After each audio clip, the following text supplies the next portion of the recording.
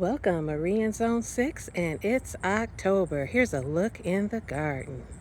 Let's start with the grass I just cut. I think it looks pretty good. There's been a mini makeover in the front. I, of course, added some chrysanthemums.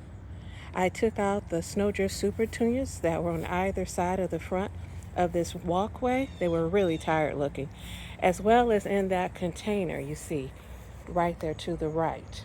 And I also took the Dusty Miller out of that container. And I brought to the front these two containers. I put some potato vine my mother gave me in. So I brought those two containers to the front. I thought that they made a great contrast with the fuchsia chrysanthemums. And in this back container that I took the, Snowdrift Supertunia out and the Dusty Miller, I dug out a begonia from my backyard near the hidden garden.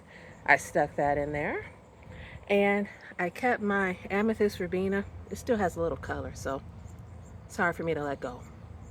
And I dug out some beacon impatiens from the backyard and put in this container to echo the beacon impatient in this container. I left this container because it still looks pretty good. I kept the silverberry supertunias on either side of the steps. They still look pretty good. And speaking of looking pretty good, I think for October, this Sally Holmes, and especially after being traumatized by Japanese beetles for weeks, I think this Sally Holmes looks pretty good on the rebound. My limelight hydrangea by the bay window has gotten a hue of pink. Some of the parts that aren't crispy looking. Looks delightful. There are my Incredibles. And I think the Victoria Blue Salvia, along with the fuchsia chrysanthemum and the chartreuse potato vine, make a great combo. I still have my Victoria Blue Salvia in this bed, repetition, to go along with the other side. And I left my silverberry supertunias in this bed as well. Spark of brightness. Japanese viburnum, turning that lovely burgundy-ish. And these mums are placed in front. Let me show you what I mean by placed. You see the container? Placed, not planted. And those sweet potato vines, or potato vines, they're in containers as well. Here's a lower angle on those chrysanthemums. Just delightful. Heading to the back garden, or the west garden, I've made a change. My canna is now down yonder in the back that I grew from seed. And I have my coleus here now in the entryway. And I saw a hummingbird eating out of the flower on the coleus. So, you hummingbird lovers, they like coleus flowers. There is my beautiful in October Endless Summers original. Those are original. Back deck for perspective. I think these two containers with the fuchsia beacon and patience still look lovely, as well as my potato vine. I'm hoping to collect some seed from this canna. We'll see what happens, or I'll see what happens. I was given this canna maybe about 3 years ago as a small plant, and I collected seed from it, and I've been sowing that seed for years now. You just sand the seed a little bit, pop it in some water for a few days. When you see some growth, pop it in the soil and watch it grow. There's some more potato vine from my mom. Thank you. Garden newsflash. It finally happened. I planted my arborvitae in the containers. They are no longer containers in containers.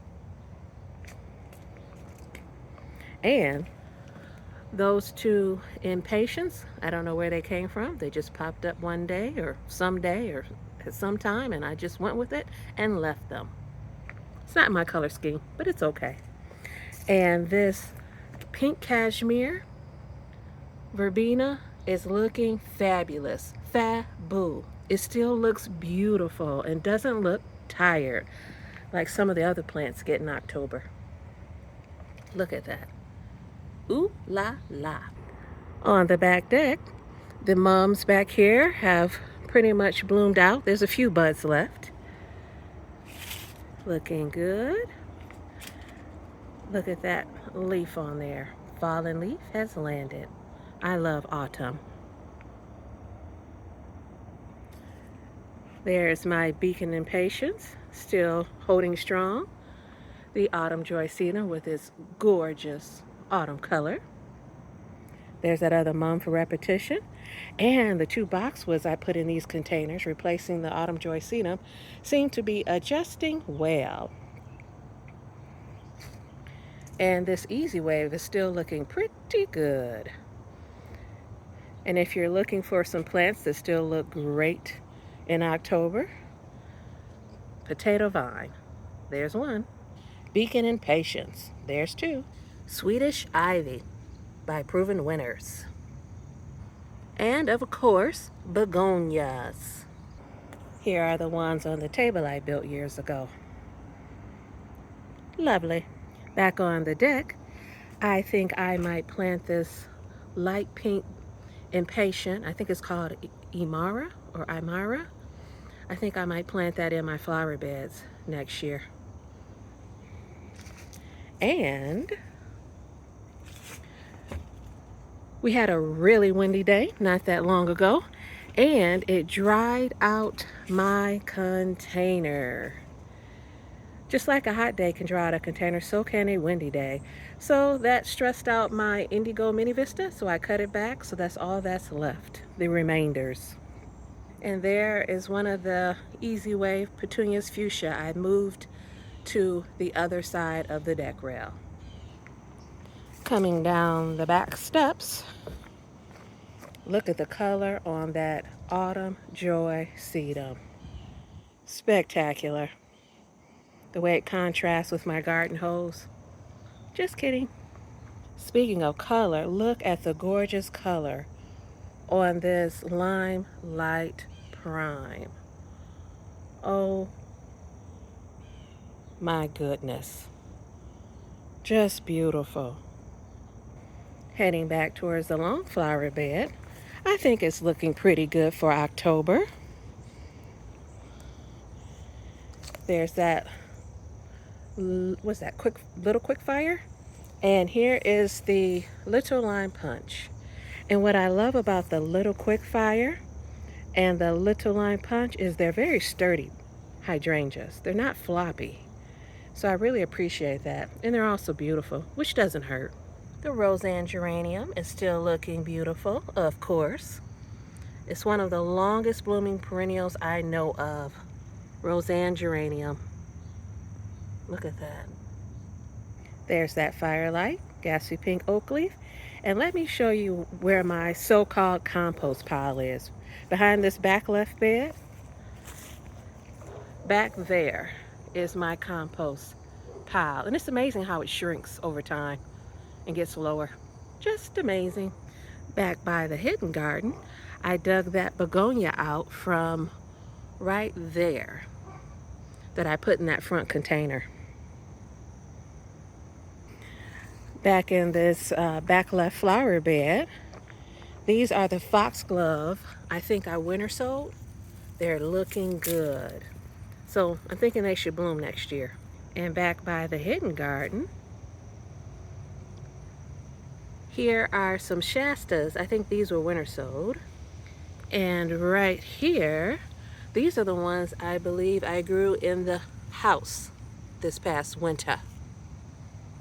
And over by that table I built years ago, and those extensions I built not that long ago on top of the fence, and these lime lights, this is where I dug out the beacon impatiens to put in that front container from right here between these two August moon hosta. Consider subscribing, and thanks for watching.